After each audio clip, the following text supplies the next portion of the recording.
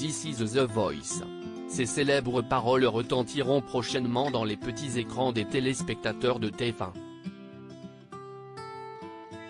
The Voice 2023, saison 12, est en effet attendu cette année. Et comme à son habitude, la production a mis les petits plats dans les grands pour surprendre une fois de plus le public.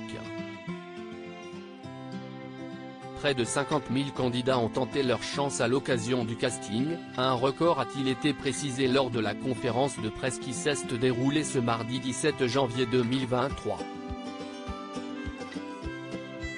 Mais seuls ceux qui ont passé l'étape des auditions à l'aveugle ne seront dévoilés au public. Comme chaque année, ils ont présenté un titre de leur choix face au coach. Et cette année, il y a eu du changement de ce côté.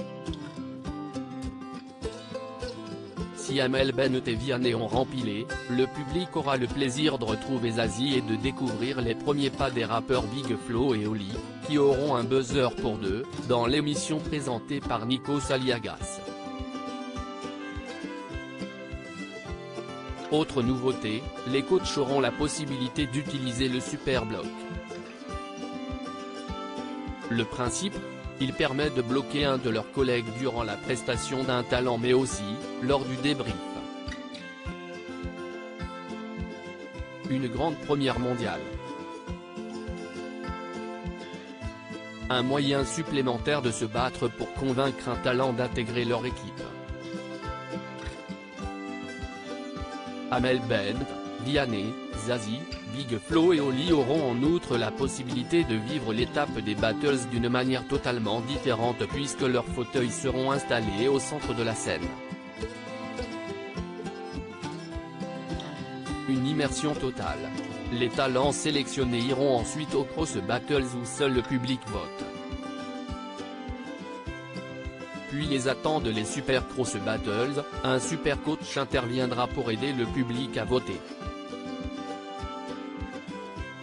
Cette année, la chanson française a davantage été choisie par les talents comme l'a précisé Pascal Guy, directeur artistique de l'émission.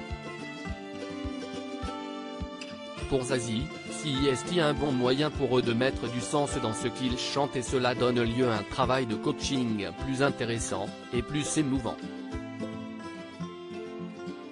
C'est aussi une façon de soutenir la chanson française dans sa globalité, surtout lorsque ce sont des titres récents, et même de faire découvrir parfois des choses qui ne sont pas très connues mais actuelles, ou encore des vieux textes, a quant à lui souligné Mathieu Grelier, directeur des programmes d'ITV Studio France qui produit l'émission.